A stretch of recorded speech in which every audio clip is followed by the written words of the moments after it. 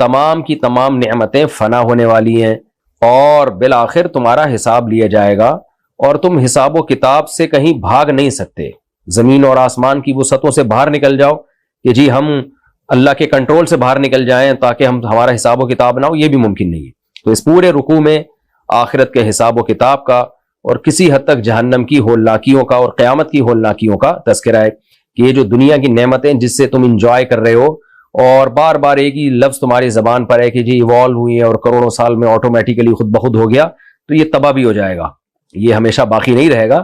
اگر اس کو تباہ کرنے کے لیے اللہ نے بنایا ہے تو اس کا مطلب کہ پھر تمہیں آزمائش کے لیے بنایا ہے، تمہیں باقی رہنے کے لیے بنایا ہے. ورنہ یہ کوئی بات تو نہ ہوئی نا، کوئی کام تو نہ ہوا کہ کائنات بنا کے تباہ کر دی بس ختم، سیٹ اپ سارا برباد ختم. تو یہ تو کوئی بھی نہیں دنیا میں کرتا ہے ایسا کام کہ کسی چیز کو فنا ہونے کے لیے بنائے. تو اگر اللہ نے یہ کیا ہے تو اس کا مطلب یہ کائنات مقصود نہیں ہے، مقصد اس سے کچھ اور ہے، وہ ہے انسان کو آزمانا تاکہ وہ اس کائنات کی وسعتوں میں غور کر کے اپنے خالق تک پہنچے اور پھر اللہ تعالیٰ نیک لوگوں کو اچھا بدلہ دے جنت کی شکل میں اور برے لوگوں کو جہنم کی آگ کی شکل میں سزا دے. تو نعمتوں کا تذکرہ کر کے اللہ فرماتے ہیں کل من علیہا فان، جو کچھ اس زمین پہ تمہیں نظر آ رہا ہے سب فنا ہونے والا. یہ بڑے بڑے جہاز جن کا پہلے رکوع میں اللہ نے تذکرہ کیا، سورج کا مشرق سے نکلنا، مغرب سے غروب ہونا، سورج اور چاند کا ایک حساب و کتاب سے چلنا، اور نجم اور شجر یعنی بیلوں اور درختوں کا سجدہ کرنا یعنی اللہ کے حکم کو فالو کرنا. اور یہ انصاف کے لیے اللہ نے زمین میں ترازو رکھ دیا اور سمندروں کو چلا دیا، میٹھے پانی اور کھارے پانی کے سمندروں کو، جس سے لؤلؤ اور مرجان نکل رہے ہیں. تمہاری زندگی کی رونقیں اور بہاریں، وَلَهُ الْجَوَارِ الْمُنشَآتُ فِي الْبَحْرِ كَالْأَعْلَامِ، یہ ساری نعمتیں، سمندری جہاز اور تجارتیں، كُلُّ مَنْ عَلَيْهَا فان، ان سب کا ایک اینڈنگ پوائنٹ بھی آنے والا ہے، سب تباہ و برباد ہو جائے گا، فنا ہو جائے گا. وَيَبْقَى وَجْهُ رَبِّكَ، اور باقی رہے گا تیرے رب کا چہرہ جو بڑے جلال والا ہے، والاکرام، اور اکرام والا ہے، انعام و احسان والا ہے. فَبِأَيِّ آلَاءِ رَبِّكُمَا تُكَذِّبَانِ، یعنی جس نے اکرام کیا نا انسان کا، یہ کائنات بنائی، اس کو عزت دی، صرف اسی کا چہرہ باقی رہے گا. پس اے جنات اور انسانوں، تم اپنے رب کی کون کون سی نعمتوں کو جھٹلاؤ گے؟ آپ کہہ سکتے ہیں بھائی فنا ہونے میں کون سی نعمت ہے؟ بھائی یہ فنا ہونے کی خبر دینا، یہ پورا رکوع اسی پر ہے کہ یہ جو چیزیں ہم تمہیں خبر دے رہے ہیں نا یہ بھی نعمت ہے. ورنہ تم دنیا میں پڑھ کر آخرت کو بھول جاتے اور سب کے سب جہنم کا ایندھن بنتے. تو اس لیے یہ جو اللہ نے اطلاع دے دی ہمیں کہ یہ سب کچھ فنا ہو جائے گا تاکہ تم آخرت کی تیاری میں مشغول ہو، یہ بھی اللہ کی نعمت ہے. جو ہزاروں نعمتیں اللہ نے دی ان میں سے ایک نعمت یہ بھی ہے. تو اس لیے اللہ نے فرمایا، اور ایک لحاظ سے یہ بھی نعمت ہے کہ جو ہمیشہ باقی رہنے والی ذات ہے وہ چاہے تو تمہیں ابھی فنا کر دے، کیونکہ ہمیشہ تو وہی باقی رہے گا، لیکن اس نے تمہیں باقی رکھا ہوا ہے اور نعمتوں سے تمہیں لطف اندوز ہونے کا موقع دیا ہوا ہے. یہ بھی اللہ کی بہت بڑی نعمت ہے. اس لیے فرمایا فَبِأَيِّ آلَاءِ رَبِّكُمَا تُكَذِّبَانِ، اپنے رب کی کون کون سی نعمتوں کو جھٹلاؤ گے. يَسْأَلُهُ مَنْ فِي السَّمَاوَاتِ وَالْأَرْضِ، جو مخلوق آسمانوں میں اور زمین میں سب اسی سے مانگتے ہیں. كُلَّ يَوْمٍ هُوَ فِي شَأْنٍ، ہر وقت وہ ایک حالت میں ہے، سب اسی سے مانگتے ہیں. کہ کیا مطلب؟ بھائی آپ کہہ سکتے ہو ملحد لوگ تو نہیں مانگتے اور مشرک لوگ تو اللہ کے علاوہ سے مانگتے ہیں. تو اکثریت کے اعتبار سے اللہ نے فرمایا، جیسے سورہ حج میں بھی ہے نا یہ کہ بہت سے لوگ اس کائنات میں جتنی مخلوق ہے اللہ کو سجدہ کرتی ہے، لیکن کچھ ایسے بدبخت ہیں کثیر حق علیہ العذاب، جن پر عذاب ثابت ہو چکا ہے. وہ ایسے بدبخت ہیں کہ وہ اللہ کے سامنے جھکتے ہی نہیں ہیں، وہ ملحد لوگ ہیں، ایتھیس لوگ ہیں. تو یہاں بھی اللہ نے فرمایا کہ جو بھی مخلوق ہے آسمان اور زمین میں اللہ ہی اس کو پکارتی ہے. اچھا کچھ تو ایسے بھی ہیں کہ جو نہیں پکارتے لیکن جب مصیبت میں پڑتے ہیں تو پھر بالآخر وہ بھی پکارنا شروع کر دیتے ہیں. تو اکثریت کے اعتبار سے اللہ نے فرمایا کل یوم ہوا فی شان، اس پکارنے کا نتیجہ کیا ہے کہ ہر وقت وہ ایک الگ حالت میں ہے. حالت کا کیا مطلب ہے؟ کسی کو بلند مرتبہ دے رہا ہے، کسی کے مرتبے کو گھٹا رہا ہے، کسی کو زندگی دے رہا ہے، کسی کو موت دے رہا ہے. یعنی ہم کہتے ہیں نا بھائی وہ بندہ تو بڑا مصروف ہے، ہر وقت کسی نہ کسی کام میں اور ایک نئی حالت میں مشغول ہوتا ہے. وہ کسی کو دولت دے رہا ہے، کسی سے دولت چھین رہا ہے، کسی کو حکومت دے رہا ہے، کسی سے حکومت چھین کے اس کو فقر و فاقہ میں مبتلا کر رہا ہے، کسی کو رزق دے رہا ہے، کسی سے رزق چھین رہا ہے، کسی کو اولاد دے رہا ہے، کسی کو بانجھ بنا رہا ہے. ہر وقت اصل میں اللہ تعالیٰ ہم سے ہماری زبان میں بات کرتے ہیں، یعنی ہم سے ہمارے محاوروں میں بات کرتے ہیں. اللہ تعالیٰ کو مشغول ہونے کی ضرورت نہیں ہے کاموں کو نمٹانے کے لیے. ایک ہی سیکنڈ کے کروڑوں حصے میں اللہ ہر کام کر سکتے ہیں، لیکن ہمیں سمجھانے کے لیے اللہ تعالیٰ یہ کلام کا یہ طرز اختیار کرتے ہیں. جیسے ہم دنیا میں کسی کہتے ہیں نا بھائی وہ تو فارغ نہیں ہے، وہ تو ہر وقت ایک الگ کام میں مشغول ہے، کبھی یہ کر رہا ہے کبھی وہ کر رہا ہے، جیسے کوئی حاکم بہت مشغول ہوتا ہے نا، بھائی وہ تو فارغ نہیں ہے. تو یہ ہمیں ہمارے طریقے پہ سمجھانے کے لیے اللہ نے یہ انداز اختیار کیا کہ ہر وقت ایک الگ ہی حالت میں ہے، وہ ایک عجیب حالت میں ہے. وہ حالت کیا ہے جو میں نے بتائی، کسی کو موت دینا، کسی کو زندگی دینا، کسی کی روزی میں اضافہ کرنا. آپ دیکھو نا، کروڑہا لوگ ایک ہی وقت میں اللہ کو پکار رہے ہوتے ہیں، اور وہ سب کی پکار ایک ہی سیکنڈ کے کروڑویں حصے میں سنتا بھی ہے اور اس کا جواب بھی دیتا ہے. باقی جواب اپنے انداز سے دیتا ہے، اللہ دعائیں اپنے انداز سے قبول کرتا ہے. فرمایا فَبِأَيِّ آلَاءِ رَبِّكُمَا تُكَذِّبَانِ، مصیبت میں ہم اسی کو پکارتے ہیں اور پھر ہماری پکار کو سنتا ہے، یہ بھی اس کی بہت بڑی نعمت ہے. اور میں بار بار بتاتا ہوں، یہ جو ملحد اور ایتھیسٹ لوگ ہیں، ان کے پاس تو اسٹریس اور ڈپریشن کا علاج ہی نہیں ہے. مسلمان کے پاس علاج ہے، یا جو بھی خدا کو کسی بھی درجے میں مانتا ہے نا، اس کے پاس بھی کسی بھی درجے میں علاج ہے کہ وہ مصیبت میں اللہ کو پکارتا ہے اور اس کو تسلی مل جاتی ہے کہ بھائی میرے غم کو کوئی سننے والا، کوئی دیکھنے والا ہے، میں تنہا نہیں ہوں. یہ اللہ کی بہت بڑی نعمت ہے کہ اس نے مانگنے کا دروازہ کھولا ہوا ہے. اس لیے اللہ نے فرمایا فَبِأَيِّ آلَاءِ رَبِّكُمَا تُكَذِّبَانِ، پس اے جنات اور انسانوں، تم اپنے رب کی کون کون سی نعمتوں کو جھٹلاؤ گے. سَنَفْرُغُ لَكُمْ أَيُّهَا الثَّقَلَانِ، اللہ کہتے ہیں آج تو میں بڑا مشغول ہوں، کسی کو دولت دے رہا ہوں، کسی سے دولت چھین رہا ہوں، بہت سارے کام ہیں، سورج کو مشرق سے نکال کے مغرب میں غروب کر رہا ہوں، چاند کی حرکتیں اور کل فی فلک یسبحون، یہ سارے اجسام اپنے دائرے میں تیر رہے ہیں، ان سب کی حفاظت کر رہا ہوں. لیکن ان قریب اے جنات اور انسانوں، میں تمہارے لیے فارغ ہونے والا ہوں. سب کاموں کو وائنڈ اپ کر کے صرف میرا ایک کام ہوگا، تمہارا حساب و کتاب، جس کے لیے میں نے اس کائنات کو بنایا. تو یہ بھی مجازن کہا ہے، اللہ کو فارغ ہونے کی ضرورت نہیں ہے، فارغ ہونے کی ضرورت نہیں. اللہ سب کچھ کرتے ہوئے بھی حساب و کتاب کر سکتا ہے، لیکن مبالغتاً ہمیں سمجھانے کے لیے کہ میری نظر میں انسانوں اور جنات کا حساب و کتاب اتنی ویلیو ہے اس کی، وہ اتنا ویلیویبل ہے کہ میں سارے کاموں سے فارغ ہو کر پھر ایک ہی کام کو فوکس کروں گا کہ یہ میری مان کے آئی یا میری نافرمانی کی انہوں نے. جبکہ انسانوں کی نظر میں حساب و کتاب کے علاوہ سارے کام ہیں، سب کاموں کی ویلیو ہے. تبھی آپ دیکھیں دنیا پرست لوگ دنیا کے ہر کام کو ویلیو دیتے ہیں سوائے آخرت کے حساب و کتاب. وہ آخرت کے حساب و کتاب سے فارغ ہو کر دنیا کے کاموں میں مشغول ہیں، اور اللہ دنیا کے کاموں سے فارغ ہو کر ہمارے حساب و کتاب میں مشغول ہوگا.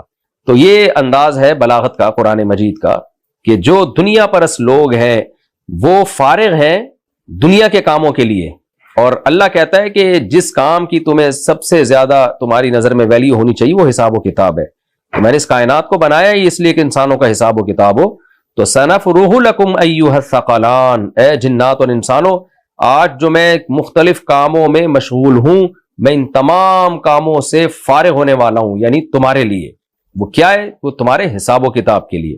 فَبِأَيِّ آلَاءِ رَبِّكُمَا تُكَذِّبَانِ، یہ خبر دینا بھی اللہ کی بہت بڑی نعمت ہے کہ اللہ نے ہمیں خبردار کر دیا تاکہ ہم قیامت میں یہ نہ کہیں کہ اللہ ہم پہ تو حجت تمام ہی نہیں ہوئی تھی. اس لیے اللہ نے فرمایا کہ اے جنات اور انسانوں، تم اپنے رب کی کون کون سی نعمتوں کو جھٹلاؤ گے. اور یہ نعمت اس لحاظ سے بھی ہے کہ اللہ جب حساب و کتاب کے لیے فارغ ہوگا تو نیک لوگوں کو اچھا بدلہ ملے گا، یہ ان کے حق میں نعمت ہے. اور برے لوگوں کو جو سزا ملے گی یہ نیک لوگوں کے حق میں بھی نعمت ہے، کیونکہ وہ چاہتے ہیں کہ ظالموں کو سزا ملے، جو دنیا میں ظلم کر رہے ہیں، شرک کر رہے ہیں، انسانوں پہ ظلم کر رہے ہیں. تو انسان کی یہ تمنا ہوتی ہے کہ ظالموں کو سزا ملے. تو یہ بھی اللہ کی نعمت ہے انسانوں پر.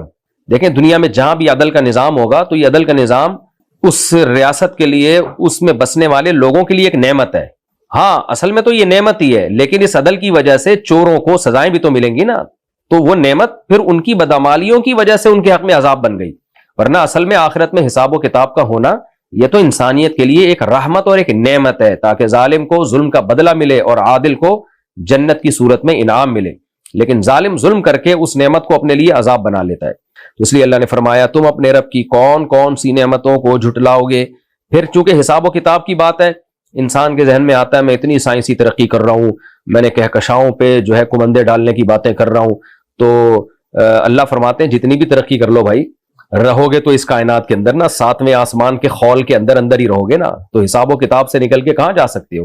اس لیے اللہ نے ایک دھمکی دی، فرمایا معشر الجن والانس، اے جنات اور انسانوں کی جماعت، ان استطعتم، اگر تمہارے اندر یہ طاقت ہے، تم نے اتنی ترقی کر لی ہے کہ ان تنفذوا من اقطار السماوات والارض، کہ زمین اور آسمان کے کناروں کو توڑ کے باہر نکل جاؤ. یہاں مجموعہ مراد ہے، مجموعہ مراد ہے کہ اس کائنات کی وسعتوں سے باہر نکل جاؤ، اور یہ کنایا ہے کہ اللہ کی طاقت سے باہر نکل جاؤ. اصل مقصد جو بیان کرنے کا یہ ہے وہ یہ کہ اللہ خدا کی خدائی سے باہر نکل جاؤ. تو فنفذو تو ٹھیک ہے نکل جاؤ، پھر کہہ دینا ہمارا حساب و کتاب نہیں ہے. کیونکہ اس کی مثال بالکل ایسی ہے جیسے کوئی اسٹیٹ اور ریاست ہو، اور آپ اس اسٹیٹ میں رہ کے اسٹیٹ کے خلاف بغاوت کر رہے ہو، جرم کر رہے ہو، اسٹیٹ دھمکی دے رہی ہو کہ ہم آپ کو پکڑ کے لٹکا دیں گے، تو آپ کہتے ہیں کوئی بات نہیں بھائی، میں بارڈر کراس کر کے دوسرے ملک میں نکل جاؤں گا. تبھی جتنے باقی گروپ ہیں وہ دوسرے ملکوں سے آ کے کسی کنٹری میں حملہ کرتے ہیں، ان کو کسی دوسرے ملک نے ٹھکانہ دیا ہوا ہوتا ہے. تو اللہ فرماتے ہیں یہاں ایسا بھی نہیں ہے کہ تم میری بغاوت پہ آ جاؤ اور میرے عذاب سے بچ جاؤ، اور تم کہو کہ ہم خدا کی خدائی کے علاوہ کسی اور خدا کی کائنات میں جا کے رہیں گے یا کائنات سے ہی باہر نکل جائیں گے ہم. تو اللہ کہتے ہیں یہ ممکن نہیں ہے، یہ ہو ہی نہیں سکتا. فنفذو تم نکل جاؤ، لا تنفذون الا بسلطان، تم نہیں نکل سکتے مگر سلطان، بہت بڑی طاقت. دلیل کو بھی کہتے ہیں، طاقت کو بھی. سلطنت غلبے کو کہتے ہیں نا، اصل میں بہت ہی پاور چاہیے. تو اس کا مطلب یہ نہیں ہے کہ بہت پاور جب آ جائے گی تو نکل جاؤ گے، مطلب بتانے کا یہ ہے کہ اتنی پاور ممکن نہیں ہے. یہ بالکل ایسے ہی ہے جیسے ہم کوئی شخص ایک 7 سال کا بچہ ہو اور وہ دعویٰ کر رہا ہو کہ میں بہت بڑے پہلوان کو پچھاڑ دوں گا، تو ہم اس پہ طنز کرتے ہیں، ہم کہتے ہیں بھائی اس کے لیے بہت طاقت چاہیے، تیرے جیسے 100 بندے چاہیے اس کے لیے. تو مطلب یہی ہوتا ہے کہ اتنے بندے لانا ممکن نہیں ہے، لہذا یہ تیرے بس میں ممکن نہیں ہے. تو وہی قرآن نے بھی وہی طریقہ اختیار کیا کہ لا تنفذون الا بسلطان، اس کائنات کی وسعتوں سے باہر نکلنا ممکن نہیں ہے جب تک بے پناہ طاقت نہ ہو، اور وہ تمہارے بس میں ہے نہیں، کیونکہ انسان محدود ہے، اس کی طاقتیں بھی محدود ہیں، اس کے وسائل بھی محدود ہیں. یرسل علیکما شواظ من نار، پیچھے تذکرہ تھا نا کہ ہر چیز فنا ہونے والی ہے، وہ کیسے فنا ہوگی، اس کی فنا کے آثار کیا ہوں گے، اب اس کا تذکرہ شروع ہو رہا ہے کہ اس کائنات کو تم نے دیکھ لیا، اس کی وسعتوں کو، تو اس کا ایک اینڈنگ پوائنٹ بھی ہے. وہ کیسے ہوگا؟ یرسل علیکما شواظ من نار، تمہارے اوپر بھیجے جائیں گے آگ کے شعلے. یعنی قیامت کا منظر اللہ تعالیٰ بیان کر رہے ہیں کہ آگ کے شعلے تمہارے اوپر برسیں گے. ونحاس، اور دھواں. فلا تنتصران، جب یہ عذاب آئے گا نا، جو کائنات کا اینڈنگ پوائنٹ ہوگا جس میں کائنات کو اللہ تباہ و برباد کریں گے، تو آگ کے گولے برسیں گے اوپر سے. اللہ ہم سب کو پناہ میں رکھے. تو فلا تنتصران، تم انتقام لے کے بھاگ نہیں سکو گے کہ اللہ تعالیٰ ہمارے ساتھ کیا کر رہے ہیں، ہم انتقام لیں. جو بھی اپنی فوجوں کو بلاؤ، اپنے ناسا واسا سے رابطہ کرو، ادھر ادھر فون ملاؤ، رشیا امریکہ سے رابطہ کرو، یہ سب کچھ روکا جائے. اللہ کہتے ہیں نہیں. فبأي آلاء ربكما تكذبان، پس تم اپنے رب کی کون کون سی نعمتوں کو جھٹلاؤ گے. یعنی اس بات کی خبر دینا بھی اللہ کی نعمت ہے. اللہ نے تمہیں پہلے بتا دیا ہے، یہ بھی اللہ کی نعمت ہے. بتائے بغیر بھی وہ سب کچھ کر سکتا تھا، لیکن پھر تمہیں تیاری کا موقع نہ ملتا. اس لیے اللہ نے فرمایا اپنے رب کی کون کون سی نعمتوں کو جھٹلاؤ گے. فإذا انشقت السماء، جب یہ کچھ ہوگا تو کیا ہوگا؟ آسمان پھٹ جائے گا. فكانت وردة كالدهان، سرخ گلاب کی طرح اور سرخ چمڑے کی طرح. جیسے دہکتا ہوا چمڑا ہوتا ہے یا دہکتا ہوا کوئی انگارے ہوتے ہیں نا، ایسے آسمان آپ کو دیکھنے میں ایسے لگے گا جیسے دہکتا ہوا چمڑا ہے، وہ سرخ بالکل، یعنی آگ کی شدت کی وجہ سے ایسے ہیٹ ہوگی اس میں. فبأي آلاء ربكما تكذبان، یہ خبر دینا بھی اللہ کی ایک نعمت ہے. تو اے جنات اور انسانوں، تم اپنے رب کی کون کون سی نعمتوں کو جھٹلاؤ گے. دیکھیں یہاں نعمتیں دنیاوی پچھلے رکوع میں بیان کی، اور اخروی نعمتیں کہ آخرت سے خبردار کرنا، آخرت کی ہولناکیوں کو بیان کرنا، یہ روحانی نعمتیں ہیں، وحی کے ذریعے خبردار کرنا. تو اس رکوع میں روحانی نعمتوں کا تذکرہ ہے. فَيَوْمَئِذٍ، پس جس دن ایسا ہوگا، یعنی اس کائنات کو تباہ کر دیا جائے گا. لَا يُسْأَلُ عَنْ ذَنْبِهِ، تو نہیں پوچھا جائے گا اس سے اس کے گناہ کے بارے میں. اس سے مراد ہے کسی بھی شخص سے. پھر آگے اس کا صراحتاً تذکرہ ہو رہا ہے. انسن ولا جان، نہ انسان سے پوچھا جائے گا اور نہ جن سے. قرآن میں تو جگہ جگہ ہے کہ ہم انسانوں اور جنات سے آخرت میں سوال کریں گے، تو وہاں سوال کا مطلب کچھ اور یہاں سوال کا مطلب کچھ اور. دیکھیں ایک سوال وہ ہوتا ہے تفتیش کرنے کے لیے، جیسے جج سوال پوچھتا ہے مجرم سے کہ بتاؤ تم نے یہ جرم کیا. مجرم اقرار کر لے تو پکڑ لیا جاتا ہے، انکار کر دے تو چھوڑ دیا جاتا ہے. اس نوعیت کا سوال نہیں ہوگا قیامت کے دن، کیونکہ اللہ عالم الغیب ہے اور مجرم پر گواہوں کے ذریعے بھی حجت تمام ہو چکی ہوگی. تو اس نوعیت کا سوال نہیں ہوگا. یہ بالکل ایسے ہی ہے جیسے کوئی شخص جرم کر رہا ہو اور آپ اس کو آنکھوں سے دیکھ رہے ہوں، کیمرے سے ریکارڈ کر رہے ہوں، اس پہ گواہیاں قائم ہوں. مجرم کو نہیں پتا یہ سب کچھ. اب مجرم کا کوئی خیر خواہ تھا، وہ اس کو ڈرا رہا ہے کہ بھائی یہ جرم مت کر، تجھے پولیس پکڑے گی، تجھے پھانسی کے پھندے پہ لٹکا دے گی. تو جواب میں کہتا ہے بھائی پہلے مجھ سے پوچھے گی نا کہ میں نے یہ کیا ہے کہ نہیں کیا، پھر لٹکائے گی نا. تو جواب میں آپ کیا کہیں گے؟ بھائی تجھ سے پوچھا نہیں جائے گا، تجھ سے یہ سب پوچھا نہیں، یعنی یہ جو سزا تجھے دی جائے گی تجھ سے پوچھ کے نہیں دی جائے گی. کیونکہ ان کے پاس ثبوت بہت اچھے ہیں. تو اس سے پوچھ کے سزا نہیں دی جائے گی تجھے دینی ہے کہ نہیں دینی ہے. تو یہی مطلب ہے اس آیت کا کہ مجرموں سے پوچھ کے سزا نہیں دی جائے گی, ان سے اس بارے میں پوچھا نہیں جائے گا, یعنی وہ پوچھنا جس پر سزا موقوف ہو. ہاں ان کو رسوا کرنے کے لیے, حجت تمام کرنے کے لیے پوچھنا وہ ایک الگ بات ہے, اس کا تو قرآن میں جگہ جگہ تذکرہ ہے, وہ والا سوال ہوگا. فَبِأَيِّ آلَاءِ رَبِّكُمَا تُكَذِّبَانِ, یہ نعمت کا بیان, یہ خبر دینا کہ آخرت کا حساب و کتاب ہوگا اور مجرمین کو پکڑا جائے گا, یہ بھی اللہ کی نعمت ہے, کیونکہ اس سے بہت سے لوگوں کو ہدایت ملی ہے اور وہ اس آخرت کے خوف کی وجہ سے, ان آیتوں کی وجہ سے برائیوں سے بچ جاتے ہیں. تو یہ علم دے دینا انسان کو آخرت کی ہولناکیوں کا, یہ بھی اللہ کی نعمت ہے. تو اللہ فرماتے ہیں اپنے رب کی کون کون سی نعمتوں کو جھٹلاؤ گے. اسی طرح یہ انصاف کا ہونا کہ مجرم کو لازمی سزا ملے گی, یہ بھی اللہ کی ایک نعمت ہے. یہ دو طرح سے یہ آیت سے ہمیں اللہ کی نعمتوں کا پتہ چلتا ہے. ایک یہ کہ اللہ نے ہمیں یہ خبر دے دی, دوسرا یہ کہ آخرت میں انصاف ہوگا. تو یہ دونوں چیزیں اللہ کی نعمت ہے, یعنی خبر دے دینا بھی اللہ کی نعمت اور آخرت میں انصاف سے فیصلہ کرنا بھی انسانوں کے لیے اللہ کی نعمت. تو ان نعمتوں کے بعد اللہ کہتے ہیں تم اپنے رب کی کون کون سی نعمتوں کا انکار کرو گے. یعرف المجرمون بسیماہم, اللہ کہتے ہیں مجرمین سے کیوں نہیں پوچھیں گے ہم, وجہ اس کی ہے کہ یعرف المجرمون بسیماہم, مجرمین اپنی پیشانیوں سے, اپنی علامتوں سے پہچانے جائیں گے. جیسے قرآن میں آتا ہے وجوہ یومئذ مسفرہ, بہت سے چہرے روشن ہوں گے, بہت سے چہرے سیاہ ہوں گے, تو اپنے چہروں سے پتہ چل جائے گا. فیؤخذ بالنواصی, ان کو پکڑ لیا جائے گا پیشانیوں کے ساتھ اور قدموں کے ساتھ گھسیٹا جائے گا. فبأي آلاء ربكما تكذبان, یہ انصاف کا ہونا, مجرموں کو سزا ملنا اور آخرت کی ان ہولناکیوں کی ہمیں خبر دے دینا, یہ بھی اللہ کی نعمت ہے. تو اللہ فرماتے ہیں دیگر نعمتوں کے ساتھ تم اور کون کون سی نعمتوں کو اے جنات اور انسان تم جھٹلاؤ گے. ہذہ جہنم, یہ ہے وہ جہنم, التی یکذب بها المجرمون, جس کا مجرمین انکار کیا کرتے تھے. دیکھ لو آج اپنی آنکھوں سے. یطوفون بینہا وبین حمیم آن, قرآن میں جگہ جگہ تذکرہ ہے کہ جہنمیوں کو کھولتا ہوا پانی پلایا جائے گا. تو آگ بھی ہوگی اور کھولتا ہوا پانی بھی, تو اسی کے درمیان ان کی زندگی گزرے گی. تو چکر لگائیں گے بینہا, اس آگ کے درمیان, وبین حمیم آن, اور پکتے ہوئے کھولتے ہوئے پانی کے درمیان. یہ سزا دی جائے گی ان لوگوں کو جنہوں نے ان کائنات کی وسعتوں میں اور دن رات اللہ کی نعمتوں میں غور کیا مگر اپنے رب پر ایمان نہ لے کر آئے, اور ان سب چیزوں کو حسن اتفاق کہہ کر نظر انداز کر دیا.